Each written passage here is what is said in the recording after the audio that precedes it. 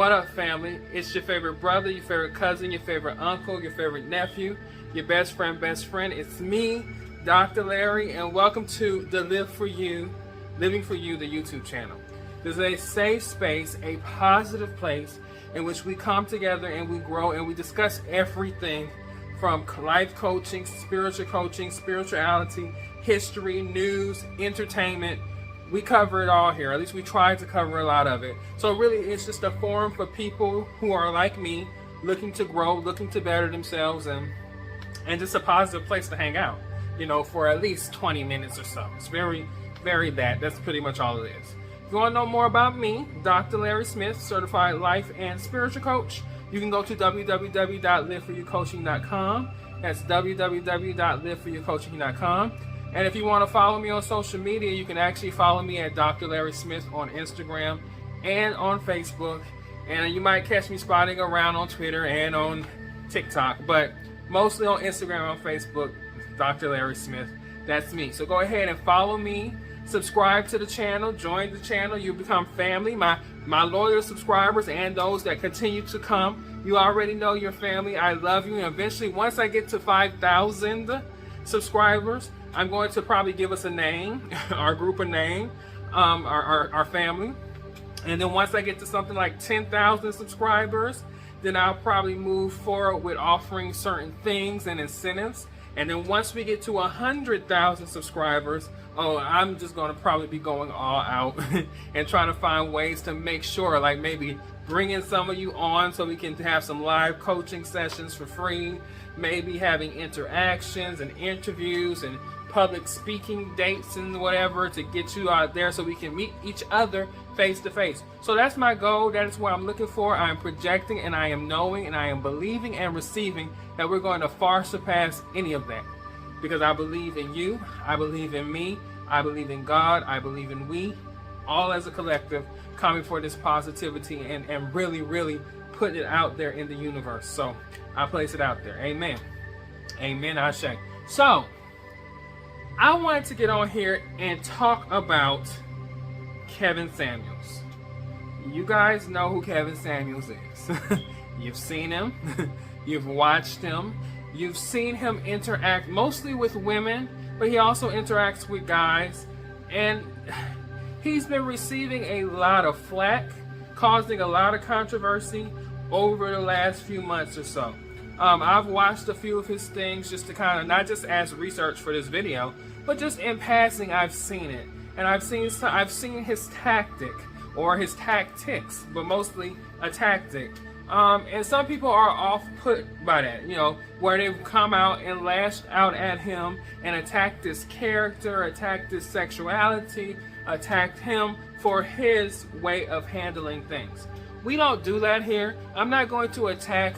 I'm coming from a place of love, a place of peace, a place of wholeness, and a place of respect. I do have a measure of respect for Kevin Samuels. I actually follow him on Instagram, and he does give quite a lot of bit of useful information. He does say quite a lot of bit of things that I resonate with me and that I kind of can understand his logic. It's very clearly articulated and and I can say that and not be degrading. If you call some people articulate, or if some people call you articulate, that could be taken a certain way. But I think he's a well-spoken, well-groomed person who has a lot of common sense things that he says. Some things. And I did a little research. I know that he is an image consultant, and that's pretty much his field. That's what he does. And really a lot of the things he says and talks about is in the vein of making one's image, whether it's the way you speak, whether it's the way you present yourself, whether it's what you have to offer in a relationship or to a significant other, presenting yourself in a way that's befitting of what you're looking for. And I believe that. I agree with Mr. Samuels on that, in that you want to attract who you are. You want to attract what's yours, and you're going to, whether you know it or not. I believe in the law of attraction. I believe in we attracting people and things into our lives according to where we are. That is a truthful statement. But what really gets him in trouble is his kind of brash and direct, and some people say condescending and really harsh way of expressing those things. And sometimes what I've seen and what people have been noticing is that he really has that aggression, that direct, harsh approach on women. So you got some men who are applauding this, and then you got some women who are accepting this, and you got some women who are saying, hell no, you're crazy, you shouldn't be talking to women like that, and there are some men who are saying the same thing. And I've seen all of the gambit of reactions to Candid Samuel's method, tactic. And I don't really have an opinion on how he does things. If people accept it, you can only give people what they're going to accept. So if the brutal honesty or brashness or directness is still attracting people, then he's doing what his niche is. He's doing what his lane is. If it's working for him, it's working for him. If it's working for the people he's helping, it's working for the people he's helping. So I'm not going to critique how he does it. It's not my tactic. My tactic is a little more motherly, a little more nurturing. I'm a little more, I rather shock you with kindness and shock you with love than shock you the other way. Now, don't get me wrong. Don't get it twisted. If I have to hit you with something that you might not like or that might not resonate and feel good with you in the moment, I am willing to do that. But those are usually only rare circumstances. To me, people don't need to be shocked into healing or shocked into growing. Even if you read my book, The Freedom Prescription, I give a few zingers that if you're not lining yourself up with healing, might hurt.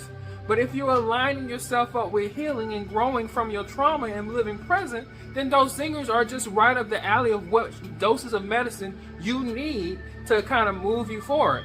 And so the way I take Candid Samuels is I take him like that. I take him, he gives you the hard medicine in hopes that gets you to where you want to be. I even find sometimes when people argue back and forth, he doesn't go back and forth with them. He brashly pushes them off the phone or moves on, because he's not about trying to coddle you. His way is to just give it to you straight up, no chaser. Right? Straight bourbon, straight whiskey, straight brandy, no chaser. And like I said, it works for some people and it doesn't work for other people. I would say if it's a person who it doesn't work for, don't watch it. Don't consume it. You have a choice and a right and the authority to consume whatever the hell you want to consume. So if you want to find something that resonates more with how you receive stuff, then don't look at Candid Samuels. But if his brashness, his directness, his way of handling it works for you, then that's who you should be following. That's who you should be listening to. He's there to help you in the grand scheme of things. Because I don't find him to be a malicious woman-hating. I mean, I've heard all kinds of things. That he hates women, he's malicious, he has all this malintent. No, I don't think it's that at all. I don't think he has that level of feelings. I think that in his mind, he is helping. And like I said, some people he is helping. So for him, he's just doing a service. And people who approach him know his way of doing that service. So, you gotta admire somebody who's willing to stick to it, the guns, even when the guns aren't well received. Because he's been facing a lot of backlash and slashes and just crazy responses to his way of dealing with things, and people really trying to literally degrade him. Because I think sometimes, and I've gotten this in my own personal experience of dealing with people think I'm going to give you a dose of your own medicine. Like if you're a direct person, I generally am a direct person, but I code it in I'm mothering. I'm coded in I'm a teacher. I code it in really in a space of this needs. I'm doing this not to intimidate you, to hurt you, to bash you. I'm doing it in hopes that maybe something will give you a seedling to grow.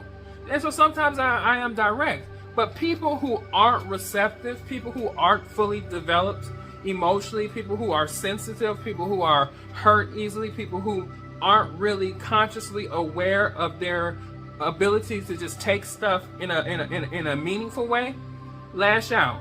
And so they kind of say, well, I'm going to match your energy. I'm going to give you nasty attitude. I'm going to go back at you on you. I'm going to hurt you because I feel like you're hurting me. And we know the saying, hurt people hurt people.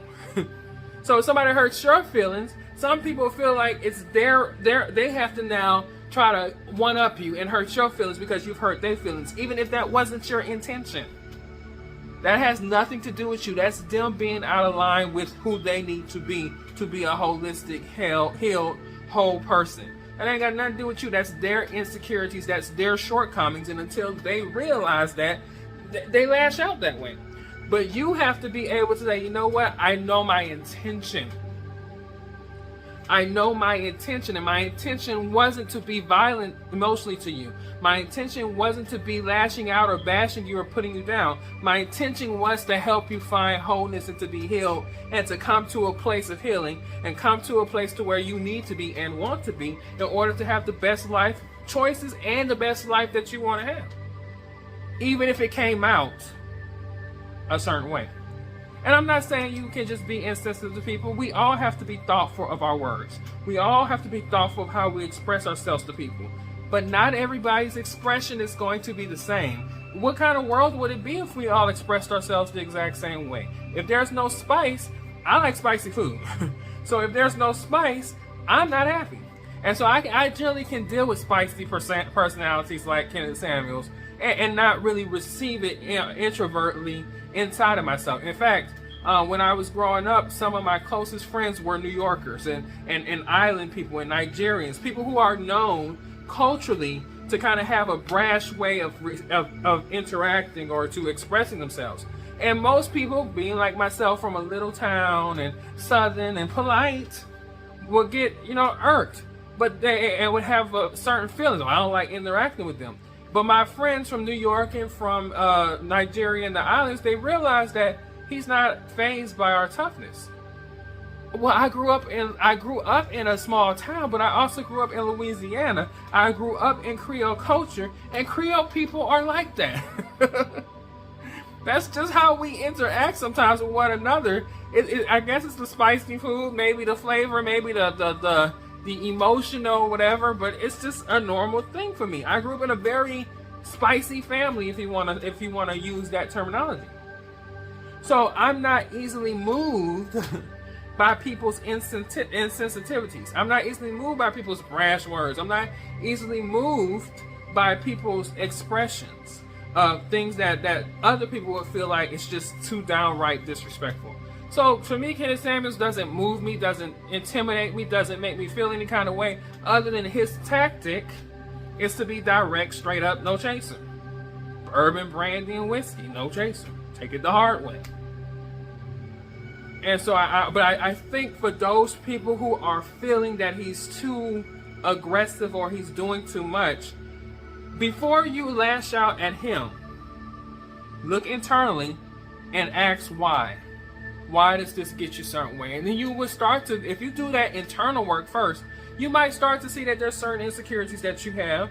You might start to see that there are certain things that you need to deal with, that his character them is something that rubbed you the wrong way back in the past and clearly still continues to rub you the wrong way. And you can either choose to work on that or, like I said before, turn the channel. You ain't got to watch Kenneth Samuels. You ain't got to receive his advice. Those people who call into his show and put themselves on his live know who he is, because clearly this isn't new. It's just new because now it's out there. I think he had a viral video in which he was reading some woman and going in on her, and it went viral, and it divided the genders. And that's another thing that I find odd. We need, as a collective, now I'm going to specifically speak to my community. Black folks, my folks, African Americans, African diasporic people. We need a collective gender agreement. And what do I mean when I say we need a collective gender agreement? We need, as a group of male and female, trans men and trans women interacting genderly, our gender interactions, we need to figure out what's acceptable and what's not acceptable collectively. Right? For me, I'd never disrespect a black woman publicly. Like, I would never do that. Ever, ever, ever, ever, ever. Just because I think about my mom, my sister, my nieces. my grandmother, my aunties. I think about them. I think about my ancestors, the women who bore us. And because you carried us, and you still continue to carry us, both physically, emotionally, mentally, monetarily, sometimes community-wise, I just have a level of respect to not publicly bash a black woman. I even restrain myself from publicly bashing black men. I tend to uplift my people publicly in general. But I do have side conversations at home. I do have conversations with my friends and people in my life on how I feel on certain things directly. But I try to uplift the community publicly because I think we already get enough backlash or backlash for who we are. And so you won't have that. However, there has to be a community agreement on either that or that everything's free range. You can do whatever the hell you want to do because it's your mouth. It's the freedom of speech. You can just express yourself how you want to express yourself. Case in point, segue. Monique. Prime, perfect example of what I am saying. Monique gave a whole public discourse and she's doubling down, taking pictures and posting pictures about black women wearing these bonnets and dressing in certain clothes out in public. She feels it's not right. She feels it shouldn't be done. She feels it's degrading. She feels all of this stuff. And she's very, very adamant about that. But once again, just as Kenneth Samuels, there is a gender divide over the perception of black women in bonnets versus, what black men think. Some people feel like it's tearing black women down. Some people feel like it needed to be said. It is what it is. And Monique is entitled to her opinion.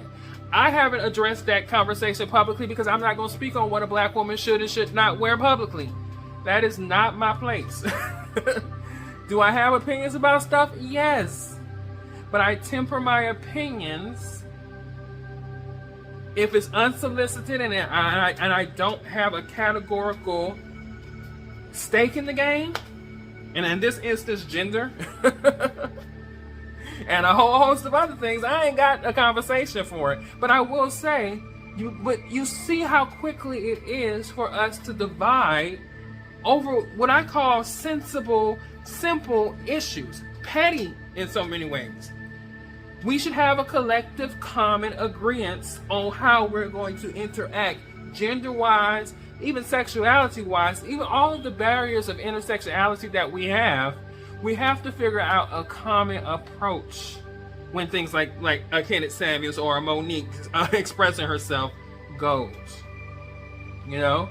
I think we have to, but also we have to be understanding about our words and how they manifest on this planet and impact those around us. There's a lot of black women who looked at Monique as the standard of the everyday average black woman.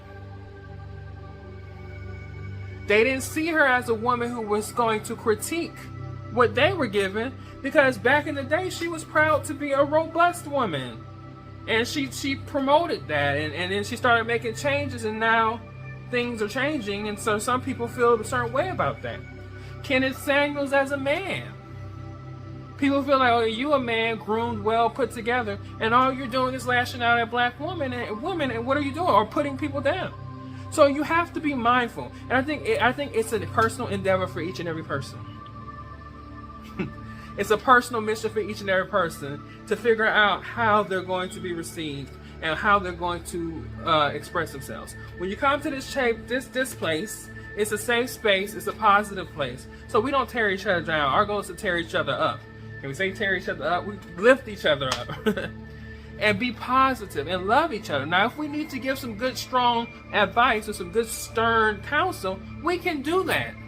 But we're always going to say, I love you, counsel in the middle of the sandwich. I love you at the end. So that when you're biting into that sandwich, it's nothing but love, but it's a little spicy, right? We're going to tell you the truth, but we always going to coat our truth with nothing but love, because that's what it's about. You want people to feel loved whenever you give them advice. And as a life coach, I have to make sure that the people who walk away from me aren't feeling like I hurt their feelings. They're feeling like I helped them, and hopefully they want to come back to me for more help on their journey to healing. I can't give you the answer to life, but I can definitely make you feel good about who you are, where you're going, and what life is like for you right now. And as long as we use that energy and we reverberate that, we change the world, because we have a lot of positive people, and there'll be no more hurt people to hurt people.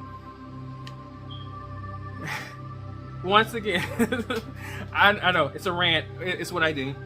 Sometimes when I be thinking about stuff, seeing things, I know I want to speak about it. So sometimes I'm a little delayed, but I know I'm going to get to it when I get to it. So I've gotten to it.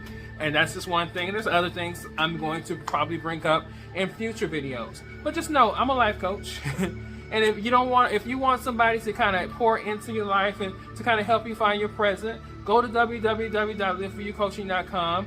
Use some of the resources, and as more resources come along, indulge those resources, because I'm going to help you live for you. And that's living for you, living for others, living for God, Spirit, and being totally present in that interaction and enjoying the life that you are living.